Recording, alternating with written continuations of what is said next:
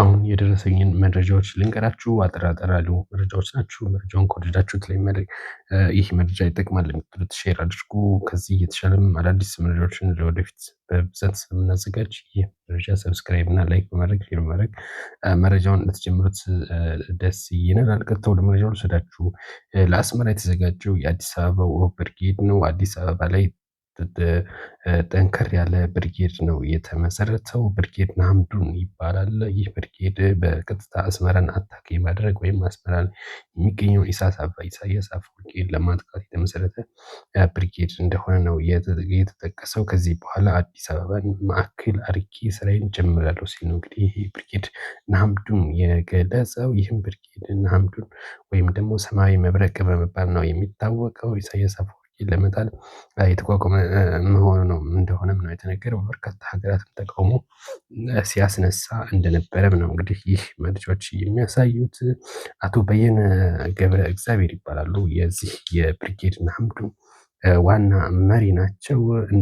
ለቢቢሲ እንደገለጹት ከሆነ ቢሮአችንን በአዲስ አበባ የከፈትነው የተበታተነውን ኃይላችንን ለማጠናከር እንደሆነ ነው የገለጹት ማለት ነው። በኢትዮጵያ ከ300,000 በላይ ኤርትራውያን ይገኛሉ። እነዚህንም ኤርትራውያኖች እንግዲህ አደራጅተን ጠንከር ያለ ኃይል ለመመስረት እንደዚሁም በአስመራ ላይ ኃይላችንን ለማጠናከር ይጠቅመናል። እንዲሁም አዳዲስ ምልምሎችም እንመለምላለን ሲል ነው እንግዲህ ለቢቢሲ የገለጸው።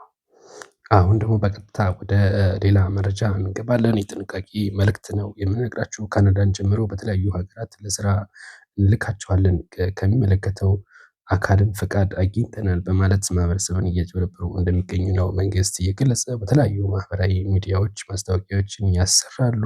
ህብረተሰቡንም ላላስፈላጊ ወጪ እያደረጉት እንደሆነ ነው እንግዲህ መንግስት የገለጸው። እነዚህ አካላት በህግ ቁጥጥር ስር ለማዋልም ሚኒስቴር መስሪያ ቤቱ እየሰራ እንዳለም ነው እንግዲህ የገለጸው ማለት ነው። ሚኒስቴር መስሪያ ቤቱ ለማንኛውም አካል ወደ አውሮፓም እንዲሁም ወደ አሜሪካ ይሁን ለስራ ለማሰራት ለማንኛውም አካል ፍቃድ አልሰጠሁም ሲል ነው የተናገረው። እንግዲህ እነዚህ አካላት ከመንግስት አካል ፍቃድ አግኝተናል ቢሉም መንግስት ግን ለእነዚህ አካላት ምንም አይነት ፍቃድ አልሰጠሁም ሲል ነው የገለጸው። ወደ ውጭ ሀገር ሄደው ለመስራት ከፈለጉ ግን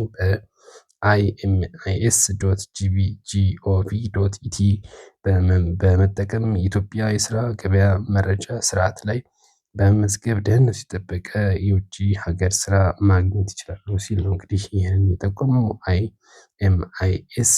IMIS.gov.ኢቲ ላይ ተመዝገቡ እንጂ ወደ እነሱ ሄዳችሁ ጊዜያችሁንና ጉልበታችሁን ገንዘባችሁን እንዳታባክኑ ሲል ነው።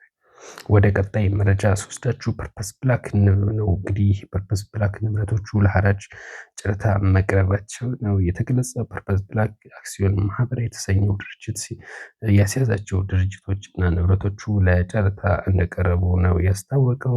ብርሃን ባንክ ነው እነዚህን ንብረቶች ለጨረታ ያቀረባቸው። እነዚህ ብርሃን ባንክ ለጨረታ ያቀረባቸው ግዙፍ ማሽነሪዎች 13 ናቸው። እያንዳንዳቸው ከ4 እስከ 7 ሚሊዮን ብር ነው የተገመቱት ማለት ነው። እነዚህ ማሽኖች ያለ ቀረጥ ነው ወደ ሀገር የገቡት እና ምን ያክል እንግዲህ ባንኩ ትርፋማ እንደሚሆን ነው እየተነገረ የሚገኘው። 4 ዓመት በፊት ነበር ይህ ባንክ ይህ አክሲዮን የተመሰረተው። ነገር ግን ባጋጠመው ችግር ምክንያት አሁን ላይ አደጋ ላይ እንዳለ ነው የሚነገረው። 12 አመራሮቹ ከአሁን ቀደም መታሰራቸው የሚታወቅ ነው። እነዚህ አመራሮች 1.5 ሚሊዮን ብር ክፈሉና በ1 ወርና በ2 ወር ቤት ታገኛላቸው ማለት ወደ 1000 ምናምን ሰው እንዳጭበረበሩ ነው የሚነገረው። እና እነዚህ 12 ሰዎች አሁን በእስር ላይ ይገኛሉ። ይህም ድርጅት ፐርፐስ ብላክ የተባለው ድርጅት አሁን አክሲዮኑ ሙሉ ለሙሉ አደጋ ላይ መውደቁ ነው የተነገረው።